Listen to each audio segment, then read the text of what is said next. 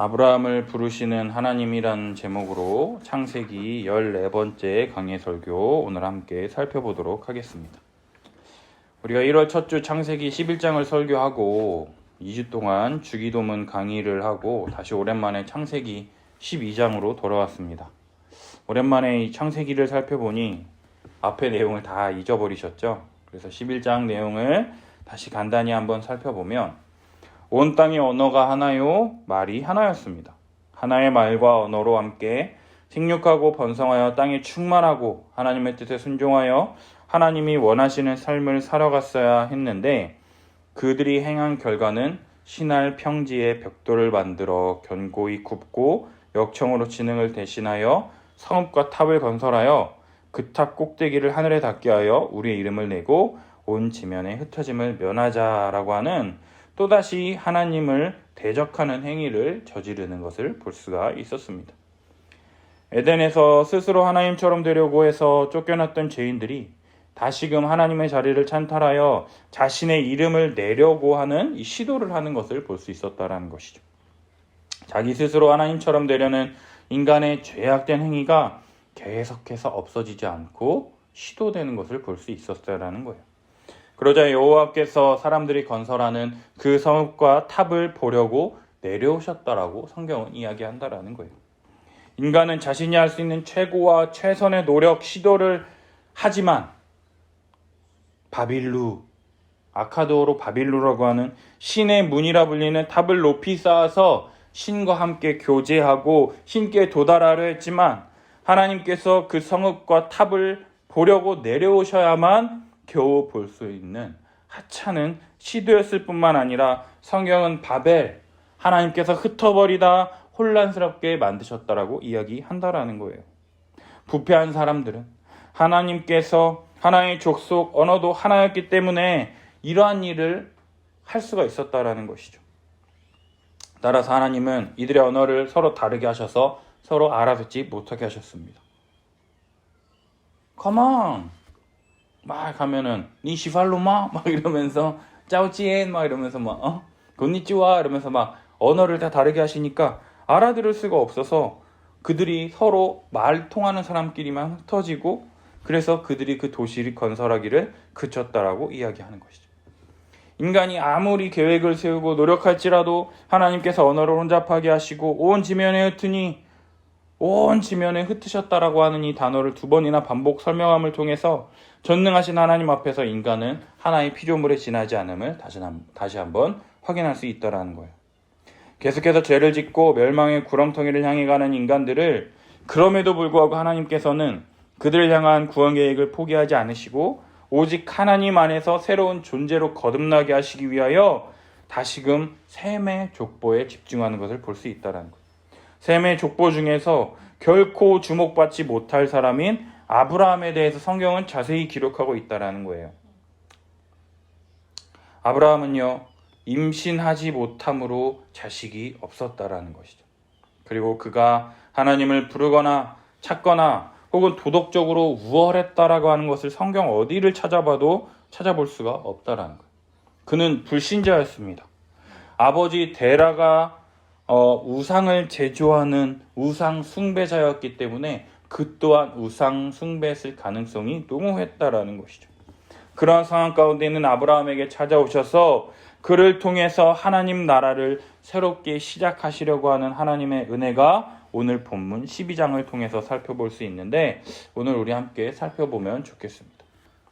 11장 후반부를 보면 아브라함의 상황에 대해서 간략하게 기록하고 있는데 아브라함은 아내가 임신하지 못해서 자식이 없으며 아버지는 이방 우상을 만드는 자로서 하나님을 알거나 하나님을 부르는 자가 아닐 뿐더러 그러한 자에게 거룩하신 하나님께서 찾아오셔서 말씀해 주셨음에도 불구하고 하나님의 명령을 따르는 것을 민기적거리는 아무런 소망이 없는 자, 도저히 어느 누구에게도 이 사람을 본받거라 말하거나 감동을 주거나 아무런 도움도 주지 못하는 자, 아무짝에도 쓸모없는 이 아브라함을 부르셔서 도저히 어떻게 해 나가시려고 그러시는 것인지 하나님은 나와 비교해도 아무것도 나아 보이지 않는 이 아브라함이라는 이 사람을 부르셔서 뭐라고 말씀하시느냐?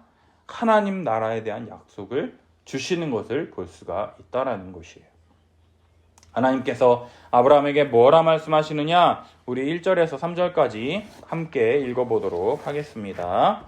여호와께서 아브라함에게 이르시되 너는 너의 고향과 친척과 아버지의 집을 떠나 내가 내게 보여줄 땅으로 가라.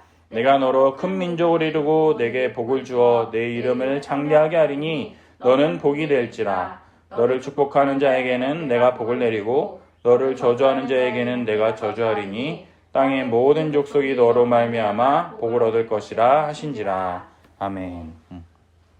1절 너는 너의 고향과 친척과 아버지의 집을 떠나 내가 내게 보여줄 땅으로 가라. 이 말씀은요, 많은 학자들이 하나님께서 갈대아 우르에 거하고 있는 이 아브라함에게 나타나셔서 이 약속의 22장 1절부터 3절까지의 말씀을 주셨다라고 대부분 생각합니다. 하나님이 이 아브라함의 갈대아 우르에 살고 있는 이 아브라함에게 나타나셔서 말씀하시는 것이 무엇이냐? 내가 내게 보여줄 땅으로 가라는 것이에요. 어디서 알지도 못하는 사람이 나타나서 내가 내게 알려주는 대로 따라서 한다고 한번 생각해 보십시오. 갑자기 어떤 사람이 나타나더니 아저씨 제가 하는 말 그대로 따라하세요. 이러면 뭐라고 하겠습니다. 미친놈 아니야 이러면서 하고 넘기거나, 혹은 아저씨 제 따라하세요. 그럼 뭐야 뭔데?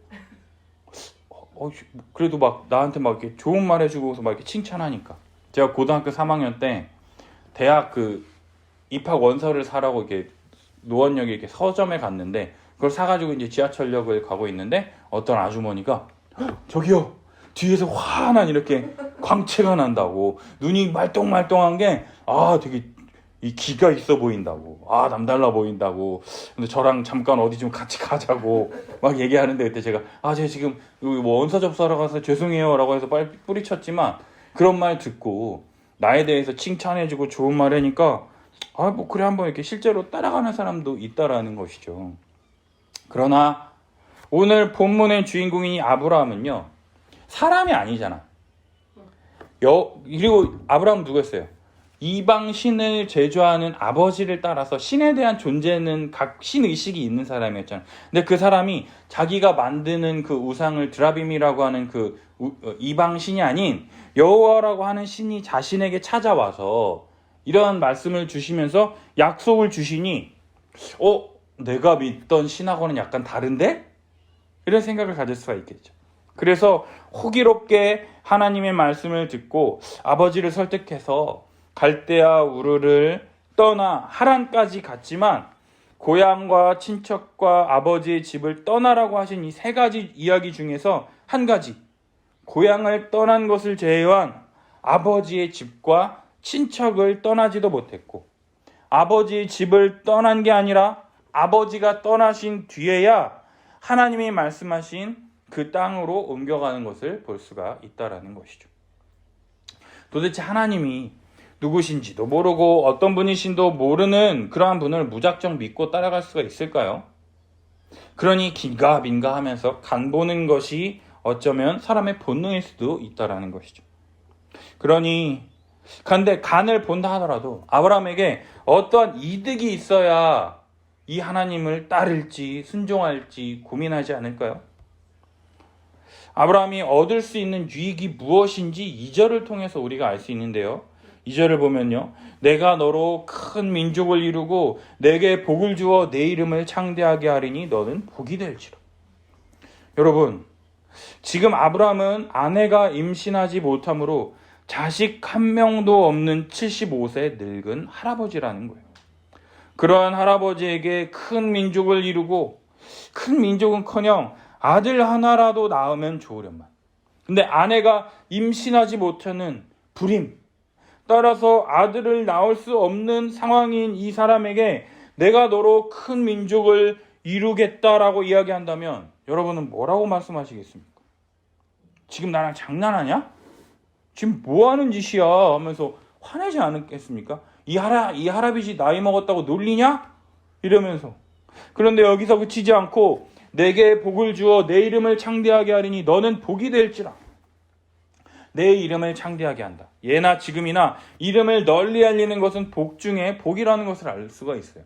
따라서 보궐선거나 총선이나 대선 등 선거철만 되면 자기 이름 알려보겠다고 대선 후보 등록금이 얼마인 줄 아세요?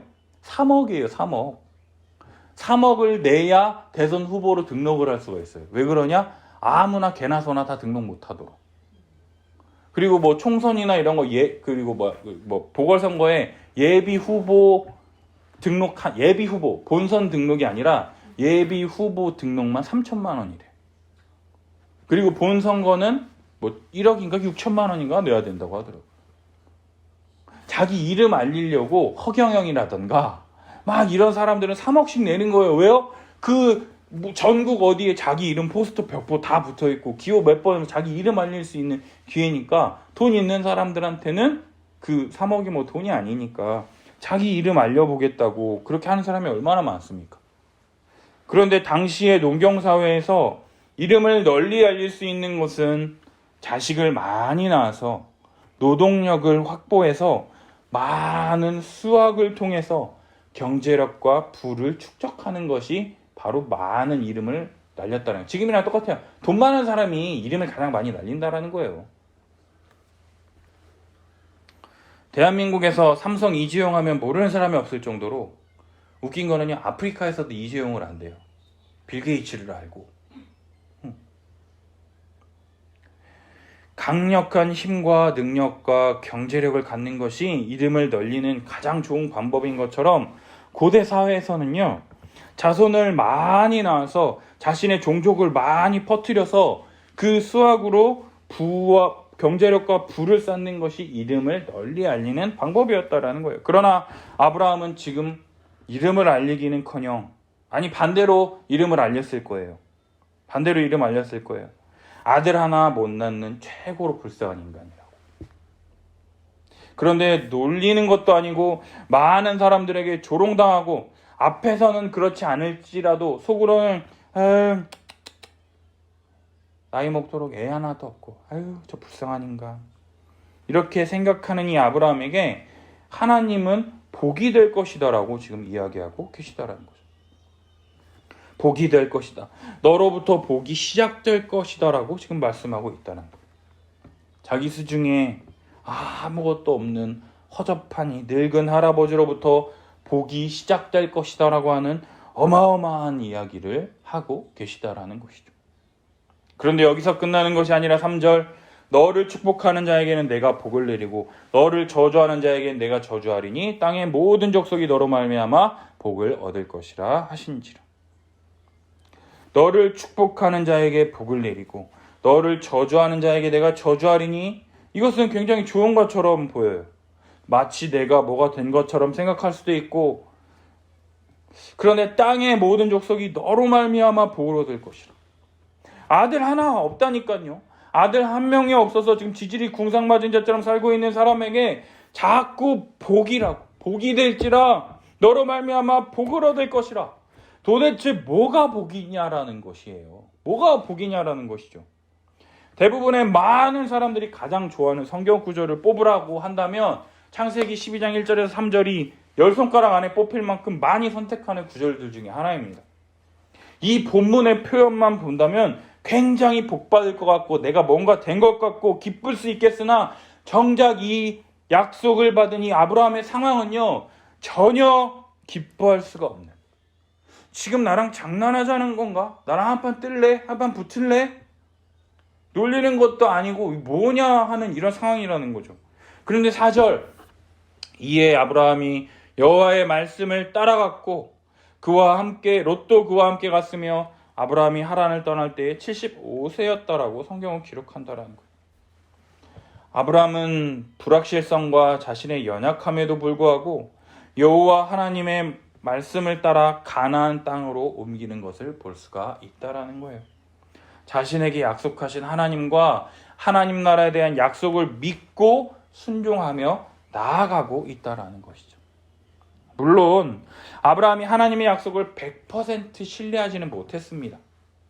긴가 민가 하면서 그래 뭐 까짓것 아들 하나도 없는데 믿져봐야 본전인데 한번 가보지 뭐 하면서 하나님이 말씀하신 100%의 순종은 아니라 할지라도 아버지가 돌아가신 후에 하나님이 주셨던 그 약속을 잃어버리고 자신에게 조금이라도 익숙한 그 하란 땅에서 안정적인 생활을 할 수 있었을 텐데 다시금 그것을 포기하고 아브라함에게 찾아오신 하나님의 말씀을 따라서 조카 롯을 데리고 하란을 떠나서 가나안 땅으로 들어간다라는 것이죠.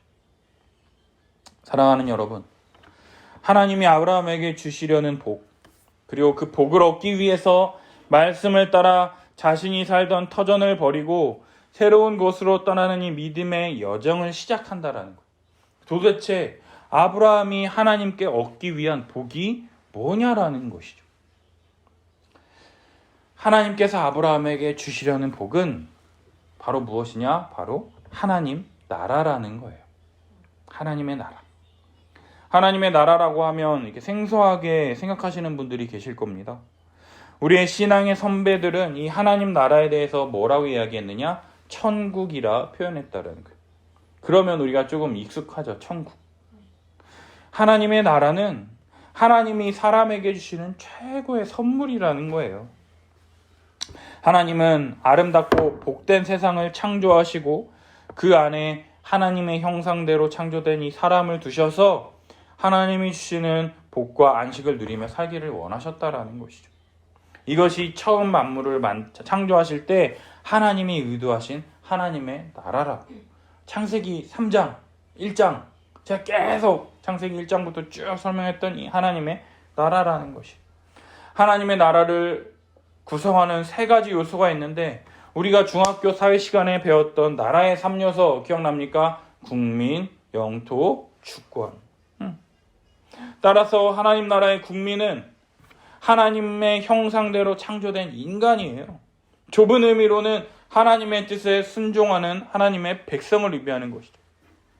그리고 영토는 하나님이 창조하신 세계, 하나님이 백성이 거할 아름답고 풍성한 이 세상이라는 것이에요. 그렇다면 주권이라는 의미, 누가 다스리냐 이게 관건일 텐데 민주주의 국가에서는 주권을 국민이 갖고 있다라고 하는 국민 주권서를 주장한다는 거예요. 그래서 우리 대한민국 헌법 1조 1항을 보면 대한민국은 민주공화국이다. 1조 2항 대한민국의 주권은 국민에게 있고 모든 권력은 국민으로부터 나온다.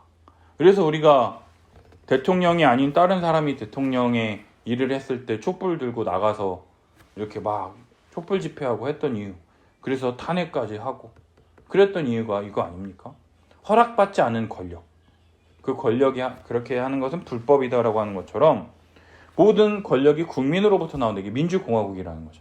그러나 왕국, 유나이티드 킹덤, 이게 뭐예요? UK라고 하죠. 영국. 그리고 또 우리는 그렇게 얘기 안 하지만 일본 사람들은 대일본 제국이라고 부릅니다.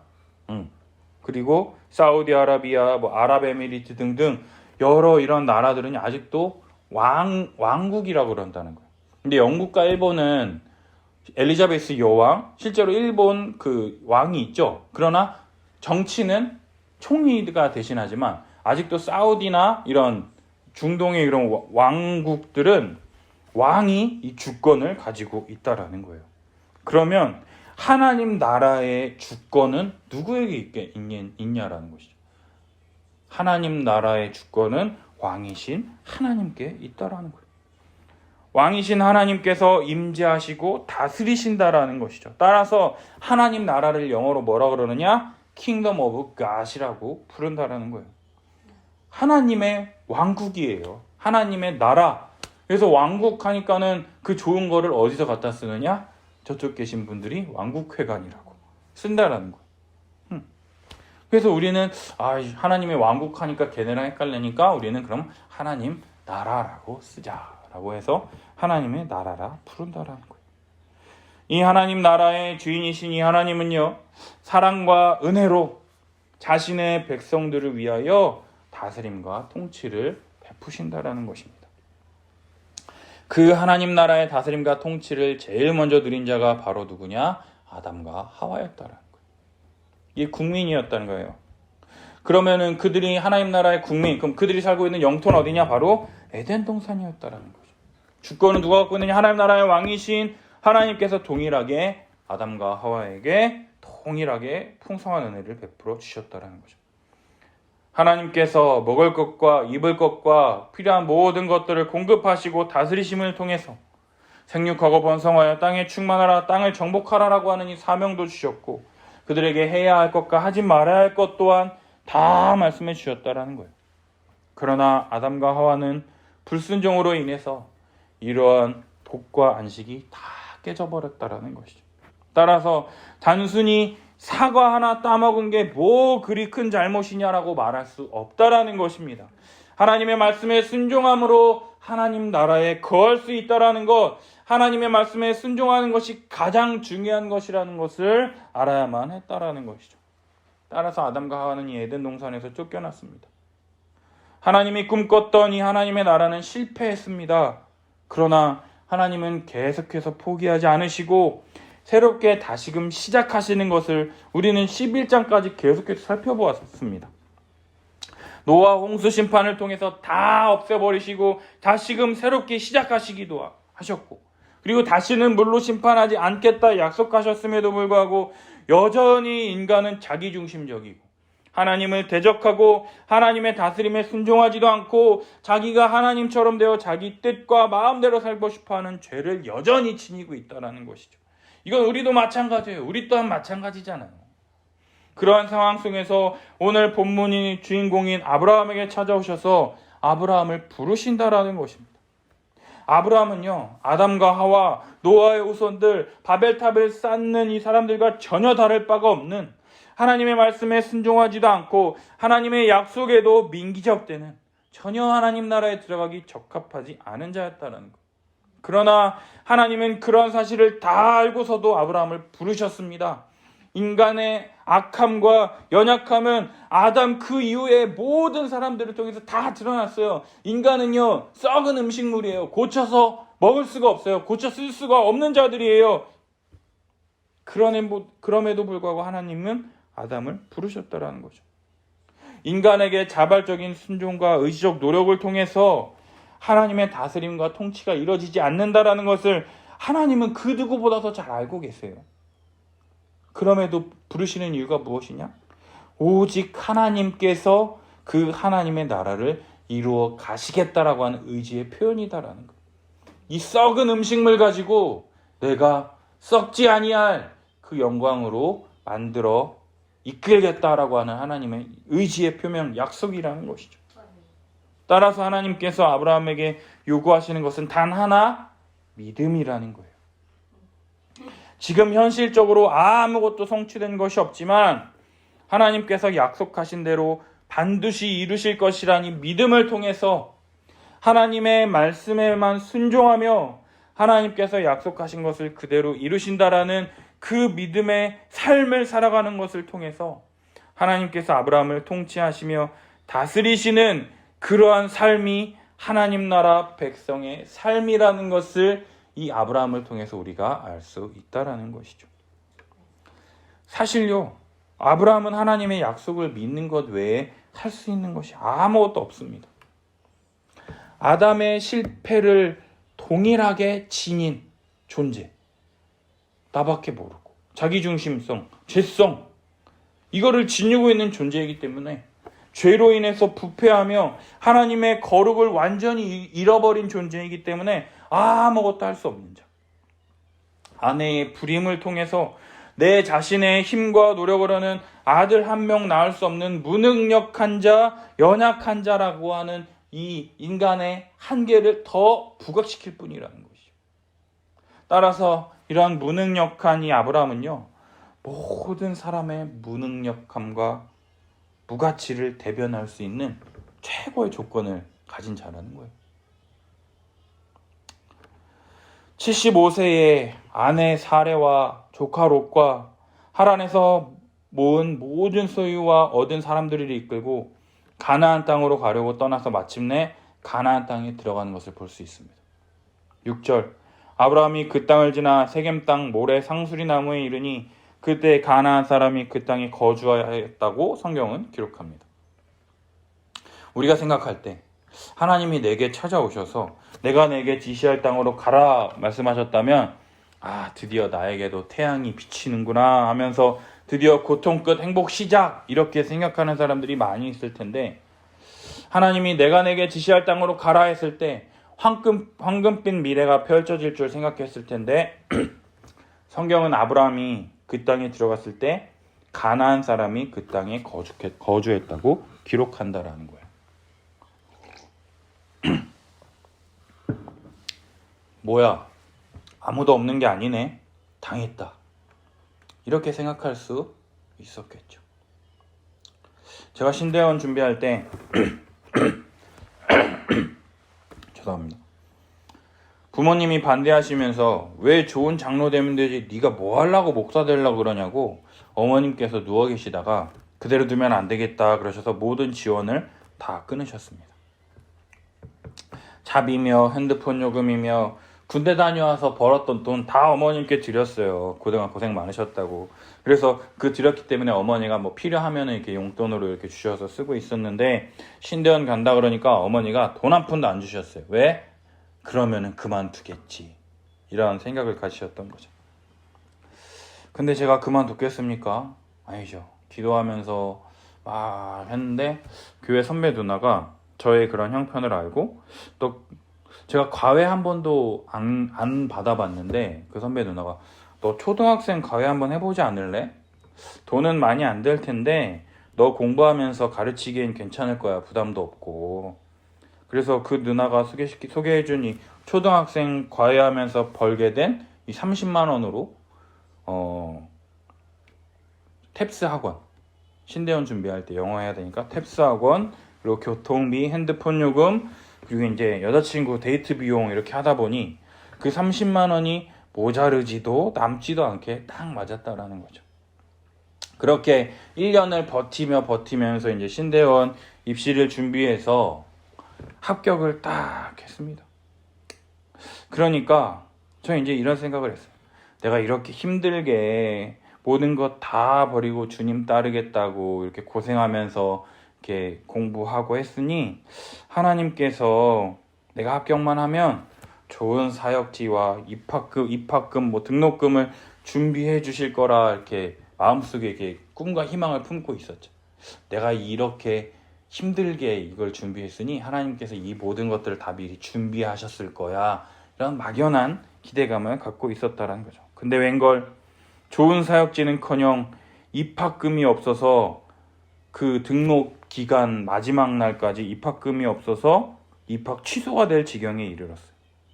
그래서 담임 목사님께 찾아가서 목사님 입학금이 없습니다, 좀 도와주세요, 제가 나중에 갚겠습니다, 이렇게 얘기했는데도 목사님이 그래 기다려보자 하고 아무런 말씀도 없으셨어요. 그래서 할 수 있는 게 기도밖에 없어서 방에 들어가서 울면서 막 기도했어요. 하나님, 나 입학금 없어서 등록 못하면 하나님 나 죽을 때까지 하나님 원망하고 나 하나님 안 믿을 거라고, 나 하나님 나 진짜 알아서 하라고 하면서 막 울면서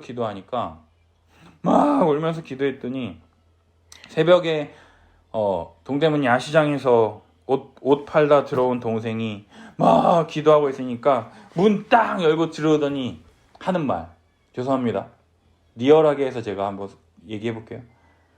아 씨발 무서워 죽겠어, 귀신 부르는 것도 아니고 무슨 왜 하냐고, 무서워서 잠을 못 자겠다고, 기도 좀 그만하라고, 내가 등록금 내줄 테니까 기도 그만해, 막 소리를 지르면서 기도하다 갑자기 깜짝 놀랐죠. 그러고서 곧바로 500만 원, 460인가 470만 원 됐을 거예요. 360만 원인가 370만 원이 등록금이었고 100만 원이 입학금이라서 거의 470만 원 되는 그 돈을 곧바로 입금해줘서 신대원에 갈 수 있게 되는 그 일을 경험했어요. 어쩌면요, 아브라함 또한 제가 가졌던 이런 헛된 생각을 품고 있진 않았을까 생각해 봅니다. 약속하신 그 땅에 가서 그래, 내가 거기 가면 내가 아들 한 번 낳고 잘 키워보자. 그러나 인내는 쓰고 열매는 달다는 말처럼 인생은 그리 쉽게 풀리지 않는 거 우리들 경험해봐서 알지 않습니까? 아브라함에게 그렇게 쉽게 인생이 펼쳐졌다면 믿음의 조상이라는 칭호를 얻지 못했을 것입니다. 믿음을 갖기 어려운 상황 속에서도 믿음을 붙잡았기 때문에 믿음의 조상이라는 칭호를 얻게 된 것이죠. 7절 여호와 하나님께서 아브라함에게 나타나 말씀하시기를 내가 이 땅을 내 자손에게 주리라 하시는 것을 볼 수가 있습니다. 무슨 희망 고문도 아니고 한 걸음씩 앞서서 우리를 조정하시는 분도 아니고 한 걸음 나아가면 내 자손에게 이 땅을 주리라 약속하시는 이 말하고 저 말하는 이상한 하나님으로 생각하기 쉬운데, 하나님은 아브라함을 부르셨을 때 약속하신 내용을 다시금 살펴보면 너로 큰 민족을 이루고 내게 복을 주어 내 이름을 창대하리니 너는 복이 될지라 너로 말미암아 모든 족속이 복을 얻을 것이라. 여기에 땅에 대한 약속은 없다라는 거예요. 다만 내가 내게 보여줄 땅으로 가라 말씀하셨어요. 보여주신 그 땅에서 내게 약속한 이 모든 것들을 다 지키시겠다 약속했다라는 거예요. 그 땅에 가면 너에게 약속한 이 모든 것들을 내가 이루겠다, 실행하겠다 약속하셨다라는 것이죠. 따라서 아브라함은 이제 그 약속을 믿고 그 땅에 왔기 때문에 이제 약속하신 것을 믿고 기다리면 된다라는 거예요. 왔어요. 이제 당신 차례입니다 하면서 딱 턴을 넘겨야 되는 것이죠. 그런데 거기서 하나님께서 한 걸음 더 나아간 약속을 하신다라는 거예요. 내가 이 땅을 내 자손에게 주리라. 내가 내게 지시할 땅으로 가라. 그때는 어디로 갈지 알지 못하고 오직 믿음으로 반응하여 나아가야 했는데, 이제는 내게 복을 주시며 약속을 이루시려는 그 땅이 어디냐? 바로 이 가나안 땅이라는 것을 알게 되었다라는 것이죠. 이 땅, 지금 내가 있는 이 땅, 가나안 땅. 여러분, 우리가요 어딘지 모르고 가는 것이 아니라요, 목적지가 어디인지 알고 갈 때 되게 오래 걸리는 것처럼 느껴지지 않고 또 마음도 느긋하고 편안한 것처럼 가나안 땅이라는 눈에 보이는 이 땅을 네 자손에게 주시겠다라 약속하신다라는 것이에요. 그러자 아브라함이 어떻게 반응을 보이느냐? 자기에게 나타나신 여호와께 그가 그곳에서 제단을 쌓고 거기서 베델 동쪽 산으로 옮겨 장막을 치고 그곳에서 여호와께 제단을 쌓고 여호와의 이름을 부르며 점점 남방으로 옮겨가는 것을 볼 수 있다라는 거예요. 아브라함의 인생에서 처음으로 하나님께 단을 쌓고 여호와의 이름을 부르며 예배를 드렸다라는 것입니다. 내가 내게 지시할 땅으로 가라 약속을 받았지만 그 땅이 어디인지 알지 못한 채 믿음으로 발걸음을 내디드니 아브라함. 그러나 도착한 곳은 가나안 사람들로 인하여 쉽게 정착하지 못하는 힘든 곳이었다라는 것. 그럴 때마다 아브라함은 제단을 쌓고 여호와의 이름을 부르며 점점 남방으로 옮겨갑니다. 예배를 통하여 하나님의 이름을 부르짖고 응답하시는 하나님의 인격과 그 성품을 의지함으로 자신의 이 흔들리는 믿음을 다시금 붙잡게 되는 것이라는 거예요. 사랑하는 여러분, 우리가 바로 이 아브라함과 같은 사람들이라는 것을 믿으며 살아가고 계십니까? 우리는 거룩하신 하나님께서 우리에게 찾아오셔서 우리를 부르시고 내가 내게 지시할 땅으로 가라, 내가 하나님 나라로 너를 이끌어 가시겠다라고 약속하시고 은혜 베풀어 주실 만한 그런 은혜를 받을 만한 그런 사람들이 전혀 못 된다라는 것이에요. 거룩하신 하나님께서 함께 하실 수 없는 거룩하지 못한 자, 하나님 나라의 근처에도 못 가는 그러한 자에게 찾아오셔서 내가 너를 하나님 나라로 드리고 내가 너에게 이러한 복과 은혜를 베풀어 주시겠다라고 하시는 분이 바로 우리 하나님이라는 거예요. 7절에 약속된 이 땅을 내 자손에게 주리라 하셨을 때 이 자손은 예수 그리스도만이 받으실 수 있는 것, 하나님 나라에 들어갈 수 있는 유일한 분은 우리 주 예수 그리스도뿐이라는 것을 우리가 알 수가 있어요. 갈라디아서 3장 16절 함께 읽습니다. 아브라함과 그 자손에게 말씀하신 것인데 여럿을 가리켜 그 자손들이라 하지 아니하시고 오직 한 사람을 가리켜 내 자손이라 하셨으니 곧 그리스도라. 제라라고 하는 단수를 사용했어요. 단수. 한 사람. 그 한 사람이 누구냐? 아들 예수 그리스도만이 이 하나님 나라에 들어가실 수가 있다라는 거죠. 그런데 우리가 어떻게 하나님 나라의 약속을 상속받게 됩니까? 누구든지 예수 그리스도를 믿고 세례를 받으면 그리스도와 연합하기 때문이라는 거죠. 갈라디아서 3장 26, 27절 있습니다. 너희가 다 믿음으로 말미암아 그리스도 예수 안에서 하나님의 아들이 되었으니 누구든지 그리스도와 합하기 위하여 세례를 받은 자는 그리스도로 옷 입었느니라. 아멘. 예수 그리스도를 믿음으로 예수 그리스도와 합하여 예수 그리스도로 옷 입은 우리들이야말로 아브라함의 자손이라고 성경은 선언하고 있다라는 것이에요. 예수 그리스도 안에서 하나님 나라의 복과 안식을 누릴 수 있는 상속자의 자격을 아들이신 친자인 아들 예수님, 우리는 양자 입양되었잖아요. 그러나 아무런 차별 없이 아들이 받는 그것을 있는 그대로 하나도 남김없이 받아 누리며 하나님 나라에서 주시려는 복과 안식을 풍성하게 누릴 수 있는 자들이 되었다라는 것입니다. 따라서 예수 그리스도와 합하여 하나님 나라의 상속자가 된 우리는 우리들에게 필요한 모든 것을 다 주셨다라는 것을 믿음으로 순정하며 나아가는 것이 필요하다라는 거예요. 이전에 죄악된 삶으로부터 떠나고 과거의 안락한 삶을 벗어 던지고 이런 악한 문화와 세상 속으로부터 떠나 하나님께서 지시하시는 땅, 하나님의 약속을 신뢰하여 오직 믿음으로 반응하며 순종하는 삶을 우리들에게 요구하신다라는 것이죠. 그러나 그러한 삶이 결코 쉬운 삶이 아니라는 것을 우리는 경험을 통해서 잘 알고 있다는 것입니다. 며칠 전 싱어게인 30호 가수가 이재철 목사님의 자녀라는 것을 알게 됐습니다. 그러면서 참 이재철 목사님은 다 가진 분이구나라고 생각했습니다.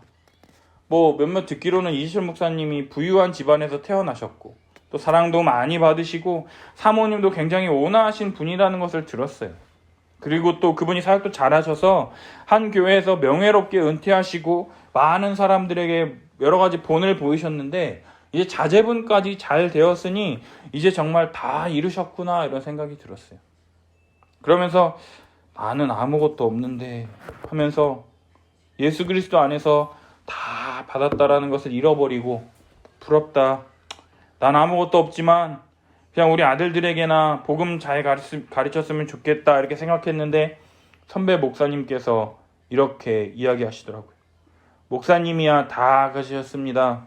복음의 등불을 비춰주시는 스승님을 모시고 계시고 그 빛을 보고 함께 믿음의 발걸음을 내딛는 동역자들이 있고 이 사역을 믿고 지지해주는 돕는 배필이 있으며 사랑하는 두 아들이 있지 않습니까? 이렇게 이야기해 주시는데 뒤통수를 한 대 탁 맞는 것 같은 느낌이 들었습니다.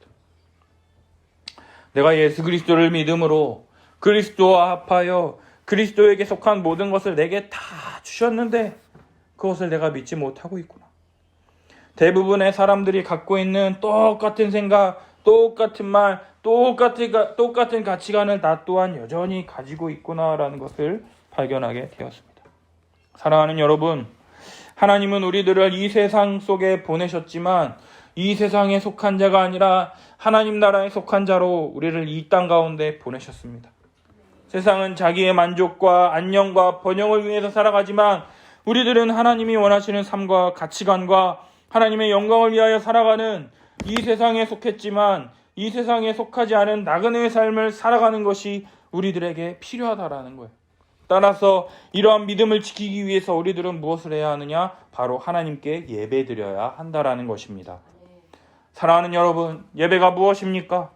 한 주 동안 주님의 말씀을 듣고 그 말씀대로 삶을 살아가야 되는데 우리의 연약함과 우리의 안정을 추구하는 삶, 이런 악한 문화로부터 떠나서 하나님의 말씀을 듣고 따라 하나님이 원하시는 삶을 살아야 되는데 여전히 약하고 부족해서 실수하고 넘어지고 하나님의 영광을 위하는 삶을 살기보다는 여전히 죄악된 삶을 살아가고 자기 자신밖에 모르고 하나님께 부족하고 죄인된 우리들을 긍휼히 여겨주실 뿐만 아니라 우리들에게 하나님의 말씀대로 살아갈 수 있도록 여호와의 이름을 부르는 그러한 행위, 여호와 하나님을 의지하고 내게 은혜 베풀어 주시기를 간구하며 하나님만 바라보며 하나님만을 의지하는 그 시간이 바로 하나님을 예배하는 시간입니다. 오롯이 그 시간만큼은 내가 중심이 아닌 하나님께서 하나님 말씀하여 주시옵소서 내가 듣겠나이다 하는 순간이 바로 예배의 시간이라는 것이죠. 그러나 우리들은 이러한 예배 시간을 어떻게 생각합니까? 그냥 일주일에 한번 교회 나와서 예배 드리는 것, 그 시간에 앉아서도 주님 말씀하여 주시옵소서 내가 듣겠나이다가 아니라 오늘 말씀 좋네, 에이 이건 아니지 하면서 하나님의 말씀을 내 입맛에 맞게 재단하고 불순종하진 않습니까? 그러면서 이러한 태도에 대해서 목사님이 질책하면 내가 이렇게 된 건 다 목사님들 탓이라고 목사님을 원망하고 비판하고 있지는 않습니까? 목사님이 설교 잘하면 될 텐데 설교 잘 못해서 그런 거다. 과연 그럴까요? 정말로 목사님들이 말씀을 온전히 잘 연구하고 선포할 수 있도록 목사님을 위해서 기도하고 다른 어려움 겪지 않고 오직 목양에만 힘쓸 수 있도록 기도해야 되는데 목사님이 내 얘기 안 들어주고 다른 사람 얘기만 들어준다고 삐져가지고 이 집사, 저 권사, 저 장로한테 찾아가서 나 목사님한테 삐졌다고 꿍해 있고 그래서 사람들한테 목사님에 대해서 안 좋은 말 비판하고 뒤에서 목사님이 하지도 않은 그런 말을 계속해서 지어서 당이나 짓고 있고 미움이 오해를 낳고 오해는 죄를 낳게 되어 있는데 도대체 이게 뭐하고 있냐라는 것이죠. 목사님들이 성경 연구해야 할 시간에 삐져있는 성도들 찾아가서 달래고 어루고 오해 풀어주고 설득시키느라 성경을 연구 못하고 있고 또 어떤 목사는 코로나라고 오히려 성도들 신방이랑 상담하는 것을 합법적으로 못하게 되니까 오히려 그 시간 내 그동안 못했던 성경 연구하고 책도 읽고 좀 신학적인 연구도 하고 공부를 해야 할 텐데 아싸 여태껏 못했던 가정사역 좀 충실하게 해보자. 충실하게 할 수 있어요. 어느 정도껏 해야죠. 그런데 이때가 기회다 싶어가지고 그동안 가족들과 못 갔던 여행도 다니고 백화점에 쇼핑하러 갔다가 성도 만나가지고 이거 또 무슨 한 소리 들을까봐 숨고 그러면 또 그 성도들은 뭐라 그러니까 목사가 교회에서 성경 연구 안 하고 지금 쇼핑이나 하고 있다고 또 뒷말하는 이러한 계속해서 악순환이 계속되는 이러한 상황들. 사랑하는 여러분, 목사든 성도든 정말 우리가 하나님께 드리는 예배가 참되게 하나님이 받으실 만한 거룩한 영적 예배를 드리고 있는지 우리가 한번 돌아봤으면 좋겠습니다. 정말로 이 예배를 통하여 하나님께서 내게 하나님 나라의 복과 안식을 약속하시며 하나님의 말씀을 따라 믿음의 발걸음을 내디딜 때 많은 어려움과 힘듦이 있지만 그럴 때마다 제단을 쌓고 여호와의 이름을 부르며 믿음의 발걸음을 내딛는 이 아브람처럼 내가 정말 하나님을 만나고 의지하여 믿음을 사용하여 한 걸음 한 걸음을 내딛고 있는지 내 삶을 점검해 보시기를 바랍니다. 나는 하나님을 잘 믿지 하나님이 내게 복과 은혜를 베풀어 주실 거야 하면서 헛된 믿음을 가지고 있지는 않은지. 제가 성경을 연구하면 연구할수록 깨닫는 것이 무엇이냐? 믿음은 가지고 있다고 해서 그것을 자랑하는 것이 아니라 믿음을 사용하느냐, 그 믿음을 사용해서 믿음의 발걸음을 내딛느냐, 바로 그것이 우리 삶에 많은 변화를 가져오는 것을 보게 된다라는 것이에요. 믿음을 사용함을 통해서 믿음의 발걸음을 내디딜 때 하나님께서 많은 복과 은혜를 베풀어 주셔서 또 다른 은혜를 허락해 주시는 반면 믿음을 사용하지 않고 믿음 가지고 있는 것을 자랑만 하고 있다면 한 달란트 가지고 땅에 묻어둔 자를 질책하셨던 예수님처럼 우리들을 질책하시고 책망하실 것이라는 거예요. 사랑하는 여러분, 우리의 믿음을 사용합시다. 우리가 믿음을 갖기 위해서는 성경이 뭐라 말하느냐? 로마서 10장 17절 함께 읽습니다. 그러므로 믿음은 들음에서 나며 들음은 그리스도의 말씀으로 말미암았느니라. 아멘. 믿음을 갖기 위해서는요, 하나님의 말씀을 들어야 합니다. 따라서 우리 목사님께서 좋은 말씀, 성경을 잘 해석하고 하나님의 뜻을 잘 풀어주며 성도들의 삶 가운데 하나님의 나라가 임할 수 있도록 믿음을 가져다주는 설교를 할 수 있도록 우리가 기도해야 하며 목사님의 생각이 아닌 하나님의 말씀만이 선포될 수 있도록 우리가 함께 기도해야 할 것입니다. 따라서 예배를 통해 선포된 이 말씀을 듣고 들음을 통해서 그리스도의 말씀, 하나님의 말씀이 내 삶 가운데 펼쳐지는 하나님 나라의 삶을 살 수 있도록 우리 함께 은혜를 구하며 기도하며 나아갔으면 좋겠습니다.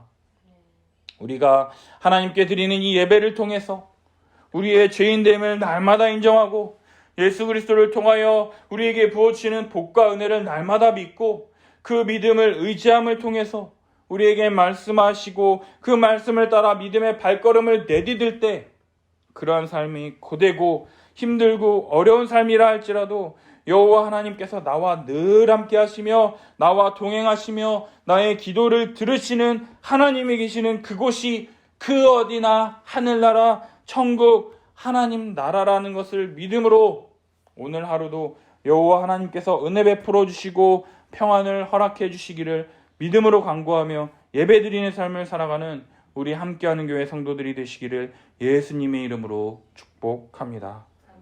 함께 기도합시다.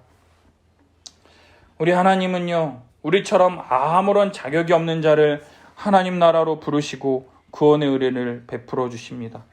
우리가 어떤 자격이 있어서가 아니라 우리를 구원하지 않고서는 견딜 수 없는 하나님의 사랑 때문에 그렇습니다. 우리의 모습을 바라보면 너무나도 부끄럽고 이러한 나를 뭐하러 구원하시려고 하나 이런 생각밖에 들지 않습니다. 그러나 그러한 자를 구원하시기 위하여 독생자 예수 그리스도를 이 땅에 보내신 그 하나님의 사랑과 그 하나님의 말씀에 죽기까지 순종하신 그 그리스도의 순종을 생각해 봅시다. 독생자 아들 예수 그리스도를 내어주시면서까지 얻기 원하신 것이 바로 무엇이냐? 바로 우리들이라는 거예요. 사랑하는 여러분, 십자가에 달리신 예수 그리스도를 믿음을 통하여 우리를 구원하시려고 하는 그 하나님의 은혜를 깊이 묵상했으면 좋겠습니다. 이 믿음이 없이는 우리가 하나님을 기쁘시게 하지 못합니다. 오직 이러한 믿음이 있는 자만이 하나님 나라에 들어갈 수가 있는 것이죠. 이러한 믿음, 예수 그리스도의 십자가 죽으심과 부활을 믿는 믿음을 달라고 우리가 함께 기도했으면 좋겠습니다.